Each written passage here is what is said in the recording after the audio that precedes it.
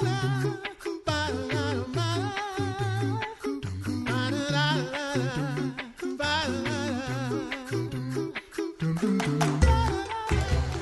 listening to the Coffee Hour. I'm Andy Bates. I'm Sarah Gulseth. We are at the LCMS Youth Gathering in Houston, Texas. And it is also kind of exciting because we get to continue our series of Set Apart to Serve. Now, granted, we're recording on, what day is it, Monday? I believe it's Monday. And we're sharing this with you on Friday. Yes. So hopefully by Friday we've gotten some sleep. Yeah. And our guest today as well. Our guest is Dr. Bernard Bull, president of Concordia University Nebraska. Dr. Bull, thanks so much for joining us on the Coffee Hour. I'm excited to be here. We are excited to continue the Set Apart to Serve series, and we're thankful to Concordia University, Wisconsin as well for supporting the Coffee Hour. You can find out more about them at cuw.edu. Live uncommon. So, Dr. Bull, tell us about your path to becoming a Lutheran educator.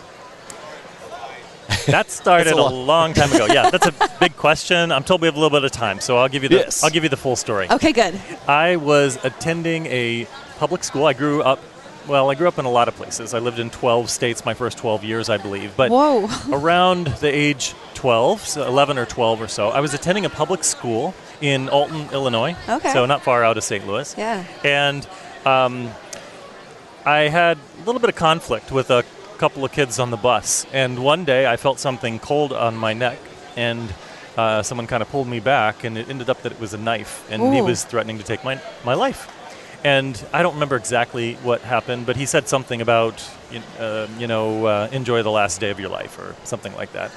And it was a pretty frightening day for me. I spent most of the day in the restroom ill, and the mind of a middle schooler sometimes, I didn't want to tell anyone. Of course, the stakes were pretty high here, so I probably should have, but fortunately someone told the principal, and I don't know how everything played out, but long story short, somehow my parents decided that there was a better place for me to go to school than that particular school. So they enrolled me in a little Lutheran school in Bethalto, Illinois, Zion Lutheran School in Bethalto, Illinois, and I believe it was the second semester, and probably within the last 3 months of the end of the school year. And it was for my first time. We didn't attend church quite regularly, and I had not been a part of a confirmation program or anything like that at that point in my life, at least at that point. And so we had confirmation built into the day school curriculum, and Reverend Herb Mueller was my confirmation teacher. And I just vividly remember these messages. Now this is dating myself, and some are going to hear this reference, and they'll have to go search online and see if they can find a YouTube video. But I don't know if you remember the old show Welcome Back, Carter. But this was a very old show, and it was there was a character in it. It was all set in a school. John Travolta was one of the actors, and it was a comedy. And there were these high schoolers with this teacher, and Mr. Carter is the teacher. And there was this character, Arnold Horshack, and he was known in the show because during class, Mr. Carter would say something, and Arnold was that student. We all seen this kind of student before, who would just be overly excited to answer any question, even if he had no clue what the answer was. And he would always go, ooh, ooh, ooh, and he'd climb up on the desk, his knees up on the desk, and trying to get the attention. Well, I wasn't quite that bad, but I was sort of that type of character. At least that's what I felt. That's how I remember it. Others in the class maybe remember it differently. But most of the people, I think, had grown up in that school, and they'd heard these incredible messages of God's love in Jesus Christ on a regular basis, and they'd been pretty well catechized day after day in this Lutheran school environment and through their Sunday school and other things like that. And it wasn't quite as familiar to me. And so a lot of these things were fresh and new, and I just remember one time Reverend Mueller saying something, I forget exactly how he framed it, but he said something like, how many people do you think would have had to have been on the earth for God to consider it worth sending his son? Whoa. And if there were 100, if there were 50, he said, what if it were just you? Do you think that God's love is for you is big enough that he would have sent his son to die for you if that's what it took? And of course, his answer was yes. God's love is that great. He loves us collectively and he loves us individually. And he sent his son to die on the cross for each and every one of us. And I just remember just how incredibly grounding that was. And just as the Holy Spirit works through his word and nurtures faith in each and every one of us, that was a linchpin moment for me in my own faith formation. And I remember many other messages, just introduction to key passages about, God reminding us that he will never leave us or forsake us. And Jesus saying, I'll be with you always to the end of the age. So all of that happened in those few months. An incredible time in my faith formation, my own early catechesis. Now, I was there for just a few months, and as I mentioned, I lived in 12 states my first 12 years. Yeah. So my father came home and said that summer, we're moving again, and we're moving to Laredo, Texas. So we moved to Laredo, Texas from Illinois, Alton, Illinois. And at that point, all my siblings were out of the home. They were already married and things like that. So it was kind of like an only child at that point. So just my mom, my dad, and me. We moved to Laredo, Texas. My father had a litany of health issues, even back into his 30s. I think he might have even had his first heart attack possibly in his 30s. If not, it was in his early 40s, wow. I believe. And so he was pretty ill, and he'd been through a lot of health issues and so forth. And so we moved down there. We're there, and I believe it's in the first week. I should ask my mom to clarify. If this were live on the show, she could call in. She lives in Alton, and she would correct me on this. But it was within the first week or two or something like that. It was quite early, because I think we might have just bought a condominium or something. It wasn't even furnished yet, the house. And my mom wakes me up in the middle of the night and said, "Son, your dad is sick. We need to go to the hospital." We got into our van and we drove. We got there. They were doing construction on the hospital. And you can vividly recall these kinds of moments in your life, maybe too vividly sometimes. And long story short, my father died of a massive heart attack that night at 49. I was 12 years old, and he died. So my mom's making phone calls back at the condominium, the house, I believe, and she's calling family back in Illinois and letting people know the news and all of that stuff. And she, with some friends that worked with my dad, were there with her, I think. And I was sitting in the back room, as I recall it. Again, we all recall these things. I don't think I have it perfectly in my memory, but I got the gist of the story. And I remember I'm sitting in the back room, and I remember vividly kind of talking to myself. And I remember the phrase, "Your father is dead. But you have a Father who will never leave you or forsake you." And those passages that had been shared with me as the Holy Spirit had worked through his word in those months prior to that, they just came back in a powerful way, as God worked through his word to remind me of his promises and all he has done for me and promises to do. And that was the rock. We know Christ is our rock. Mm-hmm. And that was such an anchor in that moment. I was sad and I struggled. I'm sure I grieved for years as I made sense of all of this. But that was a powerful, powerful moment. And I was blessed. We ended up moving back to Illinois. My mother met a wonderful man whose wife had died of cancer around the same time that my father had died. They had known each other, I believe, in high school or something like that. And he was a farmer and didn't move. I mean, you went from moving every year to the kind of work where you can't even leave for the weekend because of the hogs or the livestock and so forth. Right. And he was a member, lifelong member, I believe, at Trinity Lutheran in Edwardsville, Illinois, and they agreed to send me to Trinity Lutheran, and my faith continued to be formed and shaped there. And then on to Metro East Lutheran High School, where I had incredible Christian role models and mentors, a theology teacher, Ron Henshin, who I believe he doesn't fail at many things, but I think he's failed at retirement a lot of times. He seems to keep going back there to Metro East and teaching, and does, he's just he probably knows knows the names of everyone who's graduated there for however many years. It's just amazing people like that. Just so many different people that I recall who are Christian role models. And I think because of what I went through, even though I had an amazing stepfather, I probably gravitated toward those male role models in my life as well in those schools. And Mr. Schmidt, by the way, back in 8th grade was Terry Schmidt. Was my 8th grade teacher. Oh, wow. Bob Whipke, who was, worked district exec in North Wisconsin, he was actually the principal at Zion back with that part of the story. It becomes a small kind of Lutheran world sometimes. Yes. But all of these people, they had such a big impact. And so as I sort of prayed and considered what I would do, what I major in, I went to college and was majoring in physics and math, but somewhere along the line I just realized, wow, wouldn't it be an incredible honor to give back to the Lutheran education system that was there for me in such a powerful way in my own life? And that was that line of thinking was something that really encouraged me, and I was blessed to have the opportunity to do that, and ended up accepting my first call to serve at a Lutheran school in Rockford, Illinois, and then Lutheran school, Milwaukee Lutheran High School, and then eventually serving at Concordia University, Wisconsin, and now I get a chance to be part of Concordia University, Nebraska. Amazingly, by the way, it's an incredible number of those role models who are Concordia University, Nebraska alumni, and I had no idea. I mean, some of them, came from River Forest and other places too, but it's probably at least half or more of those role models had somehow come through that little powerful Lutheran university in the cornfields of Nebraska.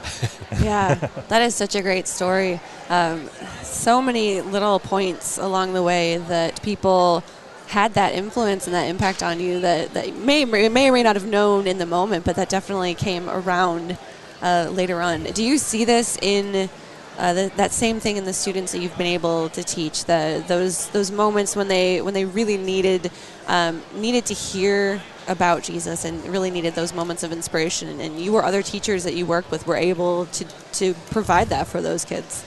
Yeah, well, and I think there are a number. Certainly the idea of having Christian mentors and role models in their lives, obviously we know, as Lutheran educators, we know that the fundamental core foundation of Lutheran education is the family, is the Lutheran family, Christian family. It all begins there, right? It's grounded. And for Christian parents who embrace that calling fully and vigorously and are investing in the time and the energy to nurture their children in the faith, we know that that's a key part. We know that their pastors are a critical part of that faith formation, and they're seeing their pastors sort of live life in the Christian community in the church, and then these teachers, for me, these Christian role models and teachers. Sometimes they're DCEs and others, but all of those other people, and I think that these linchpin moments, though, are really important as well. So, there's a little essay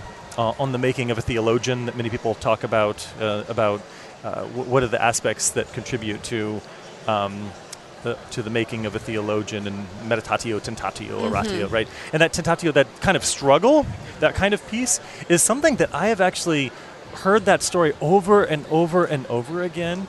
It's sort of an affirmation. It's where God's word, these objective truth in God's word, intersect with those real world struggles and experiences that we have. And for me, that moment that I described, where I'm sitting in the back room and God's word is what sustained me in that time. It's amazing how many people I've talked to who have ended up serving as a pastor, as a DCE, as a teacher, in a variety of church work capacities, who had those kinds of moments. In fact, I've shared the story I shared with you with a lot of groups, and if it's a group of 100 or more, I will probably have 3, 4, or 5 people come to me afterward and say, "It was incredible, you just shared my story," or a story very similar. Yeah. We're talking with Dr. Bernard Bull, president of Concordia University, Nebraska, today as part of our Set Apart to Serve series. We have more questions and more stories from Dr. Bull in just a moment. You're listening to The Coffee Hour. I'm Andy Bates. I'm Sarah Golseth.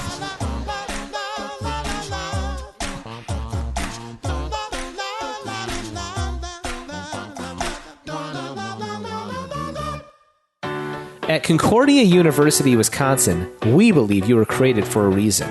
to use your God-given gifts to help others. To live a life of self-sacrifice in a me-first world.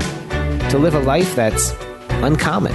Whether you're taking one of 50-plus online programs or learning with us in person on the shores of Lake Michigan, you'll be equipped to make an uncommon impact. Learn more at cuw.edu. Concordia University, Wisconsin. Live uncommon.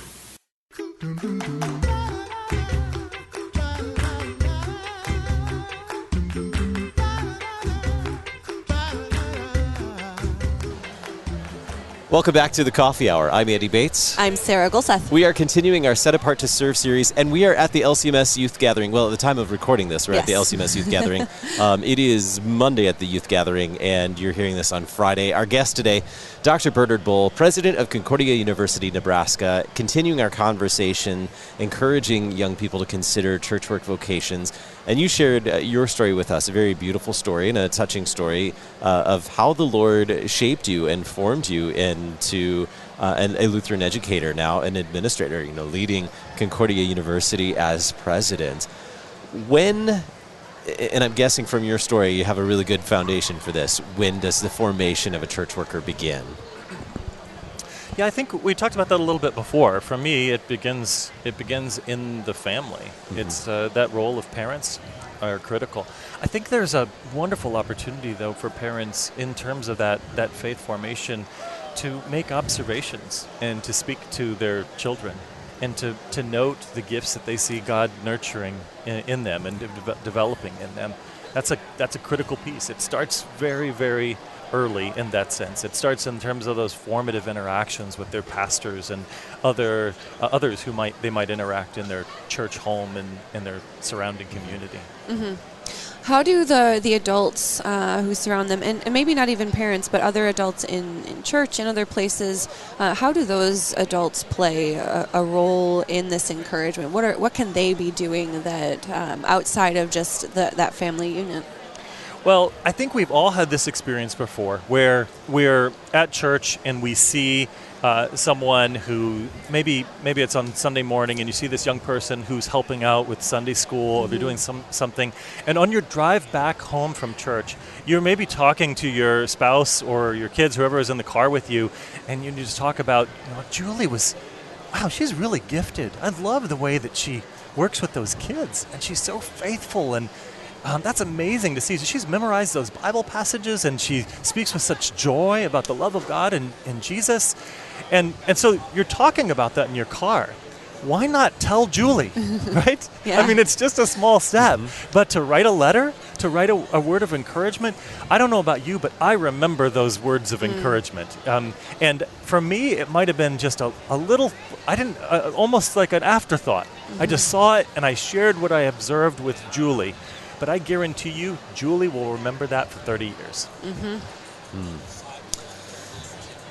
So let's think about, are there things we can do even in the early years for those little kids that might be thinking about, and I know early childhood maybe isn't your area now that you're working with young adults, but are there things that parents and neighbors, parents, friends in the congregation of young children, are there things that we can be thinking about then to also encourage children? I mean, right. Yours started pretty early too, that sure. path. Absolutely. Well, and I didn't share too. As I mentioned, we had different times where we may have been more or less engaged with church life in my childhood. My father had actually come from had been a Southern Baptist minister, and then he became a Lutheran when I was pretty young. So he went into a very different line of work and so forth. And so even when we weren't engaged in church, I remember him playing hymns on the organ. We had an electric organ at home. And then we'd make a certain breakfast that I don't think I can name on air. It was a military breakfast, I'll just say that. I know it is. An acronym. And but I think part part of this church work formation is faith formation as well, for people to be introduced to the great hymns of the church, to be introduced to God's Word on a regular basis, to experience Christian community, to be part of the divine service, and even before they're participating, to have their parents talk to them about what God's doing in holy baptism and what's happening in the Lord's Supper, and to invite them up to the altar, even when they're not ready to receive it, but to receive the blessing from the pastor, and to actually process and talk about these things with their children, and also to talk with children about what's happening, those who are serving in the church in various capacities, and whether it's in a Lutheran school or DCEs or all these other capacities, and affirming them, and in the presence of young people, and lifting up the idea that these are really noble, wonderful, amazing vocations that God calls some people to. I think sometimes people get a little caught up. We have some talking points, and I think it actually shows up in the minds of youth at very young ages because they hear it. There's this idea that, to become a church worker is a vow of poverty and suffering and sacrifice. And yes, there is struggle that's involved, but that's true in any life and in any vocation. Yeah. And certainly there are things that we can do to try to address financial issues, and we have work to do in some areas. But to talk about the incredible gifts, I have served as a middle school Lutheran teacher, a high school Lutheran teacher. I've served as a professor on the university level, an administrator, in all these different ways, and I feel incredibly blessed. It is I see it like a grand adventure, and that I'm so honored to have been called by God to go on this grand quest. And I have no idea what's next. You have no idea what's going to happen. To be a teacher in a classroom it's an incredible adventure. You don't know what you're going to experience. It's like traveling to a new country every day. And personalities of middle schoolers change that quickly sometimes, right? And I always tell people, if you want a middle school teacher, to understand what it's like to be a middle school teacher, imagine being in a room with 30 people, no one's speaking, and it's deafeningly loud. Just because of the fidgeting happening, all the energy. Yeah. And some people look at that and say, I never want to be part of that. And I look at it and think, those were some of the most amazing years of my life. All of that energy and that excitement. And imagine what happens when you invite people into God's Word and and they're excited about it and they're hearing it for the first time in some cases.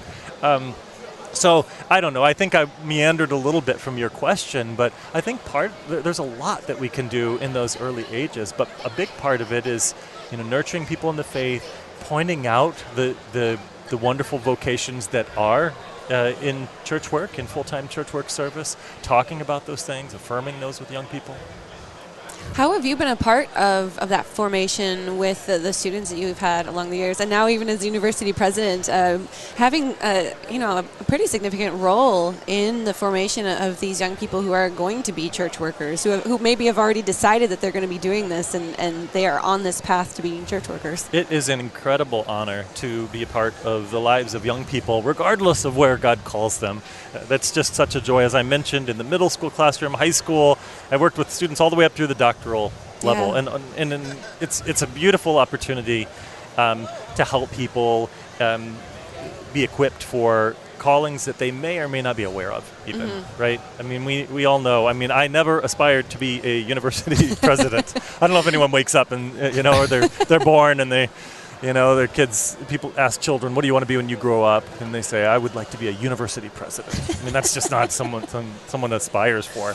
But, it's really neat to be a part of young people's lives. And I'm not sure how it's going to work. So the call is to try to be faithful, to point them to God's Word, to pray that God would allow me to embody the Christian life in a way that's honest, with integrity, to be honest whenever I fall short and seek God's forgiveness, and to speak openly about that, so that students don't know that it's not like someone doesn't have to be perfect.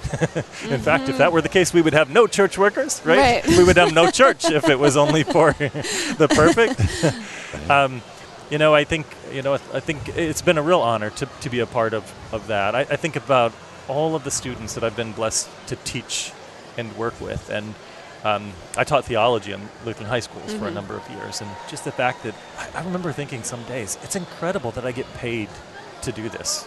That I get this salary to spend my entire day in God's Word with young people. And of course, we all know that from that come all sorts of other things. The after classroom conversations about people who are struggling with any number of things.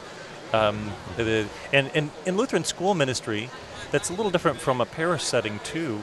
You're oftentimes working with people who may have never stepped into a church. Mm-hmm. You have some who are coming there and it's a continuation of the faith formation in their family, but you have others.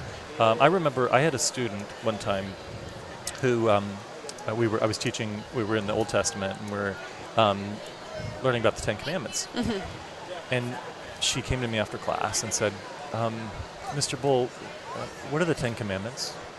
And I said, oh, it's okay if you don't have them memorized yet. And she said, no, I mean, what do you mean when you say the Ten Commandments? Mm-hmm. Like she didn't know what the phrase referred to yet. And so there was that spectrum of young people that I had a chance to work with. Now, that person didn't necessarily go on to be a church worker today, although maybe she did. I actually lost track of where she is. But it's just an incredible blessing to be there, to affirm the gifts that you see growing in young people. I don't know. I didn't give you any specific examples, but that's what came to mind. Yeah. Set Apart to Serve is the LCMS initiative to encourage young people to consider church work. Any final thoughts or what you want that either that parent or that young person or maybe that person who encourages the young person to know as we consider Set Apart to Serve and encouraging young people? Well, there's a lot that has been said that we've talked about a little bit today. Maybe I've talked a little much. But I'll say one thing that maybe has been said less in the larger conversation, just as a closing thought, which is that as God equips people for service, in full-time service in the church, whether it's as commissioned ministers or ordained ministers in a variety of capacities, oftentimes we talk about these very discrete kinds of roles. Mm-hmm. Like young people have this image. This is what a pastor does. This is what a teacher does. This is what a DCE does. When in actuality, when you look at how God calls and uses his people, there are thousands of different ways in which their gifts are used in the church. That we have people who are ordained ministers and they serve as parish pastors, they serve as chaplains. Some of them are involved in social ministries of different types. Some of them they are leading theological libraries at seminaries, or they could be doing all sorts of different things. They might become teachers. They could serve in a variety of ways. Same thing is when one is a commissioned minister. There are a variety of things that might happen. In my service in Lutheran schools, I have been a classroom teacher. I was a technology coordinator. I helped design and lead service event experiences to the Dominican Republic and Haiti and Jamaica and other things like that. I got to help design curriculum, got to work as a director of outreach at a church, and all of these different roles. And I'm just touching the surface of the different ways that people might serve God. And you don't always know that. It's not like there's a really clear path to one specific area. But I think that's something that I'd love people to encourage young people to think about. That a call to service, full-time service in the church, is one of a grand, uncertain, challenging, meaning-rich adventure. And you have no idea where it's going to go. And I think that might maybe evoke a little curiosity in our young people to realize that the possibilities are endless. Of course, we have a God of endless possibilities, so why wouldn't we think that these possibilities for service are endless? Our guest today, Dr. Bernard Bull, president of Concordia University Nebraska. Thanks for joining us for the Set Apart to Serve conversation at the LCMS Youth Gathering in Houston, Texas. You've been listening to the Coffee Hour, recorded at the LCMS Youth Gathering in Houston, Texas. I'm Andy Bates. I'm Sarah Golseth. The Coffee Hour with Andy and Sarah is a production of KFUO. To support the Coffee Hour and KFUO Radio, visit KFUO.org. You can also text KFUO to 41444 or send an email to gifts@kfuo.org. And you can call us at 800-844-0524. KFUO. Christ for you, anytime, anywhere.